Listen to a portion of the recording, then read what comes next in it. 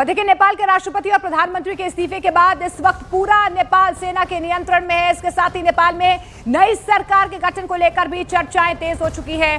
खबरों के मुताबिक काठमांडू के मेयर बालेन शाह को अंतरिम सरकार में व्यवस्था में शामिल किया जा सकता है, यानी कि बालेन शाह के नेतृत्व में नई सरकार का गठन हो सकता है। बालेन शाह नेपाल के युवाओं में बेहद लोकप्रिय चेहरा है। उन्होंने आंदोलन को लेकर एक पोस्ट भी किया था जिसमें यह लिखा गया था कि आंदोलन में शामिल होने की उम्र सीमा 28 साल तय की गई है, इसीलिए वो इस आंदोलन में शामिल नहीं हो सकते हैं। बालेन शाह ने कहा है कि नेपाल में युवाओं की आवाज सुनी जाना बेहद जरूरी है।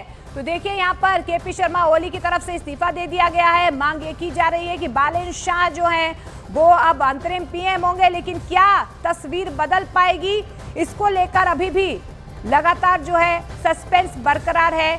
नेपाल की पीएम की रेस में कौन कौन है, किन चेहरों पर दांव खेला जा सकता है और किन किन चेहरों पर जो है इस वक्त जिम्मेदारी दी जा सकती है, ये सबसे बड़ा सवाल बना हुआ है। और देखिए, प्रदर्शन के साथ ही नए पीएम की रेस भी यहाँ पर शुरू हो गई है। इसमें रवि लामिछाने और बालेन्द्र शाह का नाम सबसे आगे चल रहा है।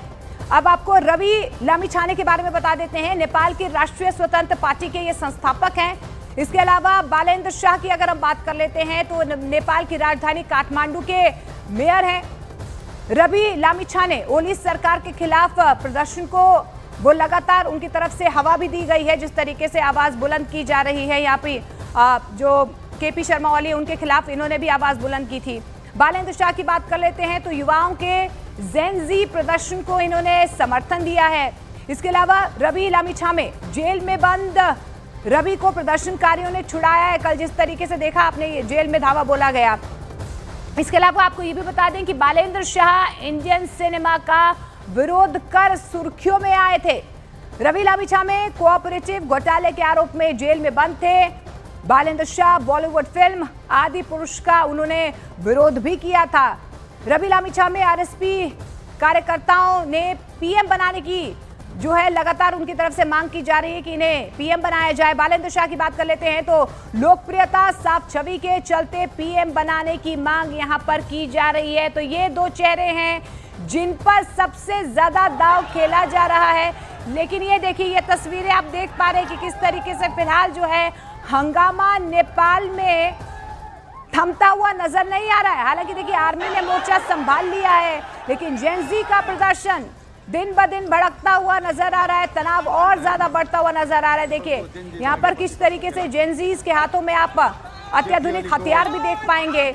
और ऐसे में सवाल ये पैदा हो रहा है कि नेपाल में स्थिति जो बिगड़ी है उसके लिए जिम्मेदार कौन है। जो तख्ता पलट की सुगबुगाहट यहाँ पर तेज हो चुकी है, इसका जिम्मेदार कौन है। लेकिन जेन-ज़ी के हाथों में आप हथियार देख पा रहे हैं। आप देखिए, प्रधानमंत्री इस्तीफा दे चुके हैं, होम मिनिस्टर इस्तीफा दे चुके हैं। अब दो चेहरे जो हैं वो सबसे ज्यादा रेस में आगे चल रहे हैं। लेकिन ये जेन-ज़ी की तस्वीरें आप देख पा रहे हैं। देखिए, ये बेहद हैरान परेशान करने वाली तस्वीरें हैं। वहाँ के जेन-ज़ीज़ आप देखिए कि किस तरीके से अत्याधुनिक हथियार हाथ में लिए हुए आगे बढ़ते हुए नजर आ रहे हैं। पीछे बिल्डिंग में आपको आग नजर आ रही होगी कि किस तरीके से बिल्डिंग को आग के हवाले कर दिया गया है। तो नेपाल में हालात बेहद तनावपूर्ण बने हुए हैं।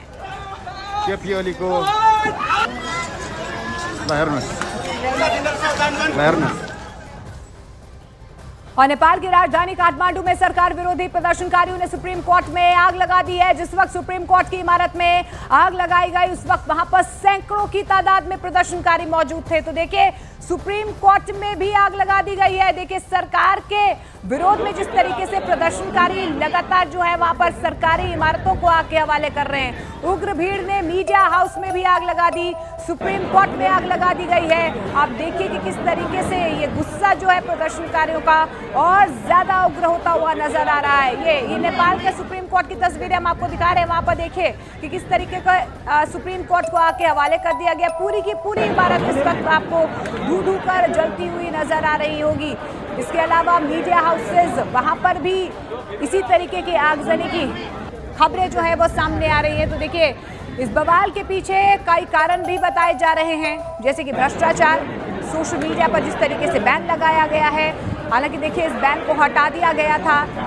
पुलिस सरकार जो है वो झुक चुकी थी, लेकिन बावजूद इसके जिस तरीके से 20 से ज्यादा लोगों की मौत हुई, कई घायल हो, उसके बाद से प्रदर्शन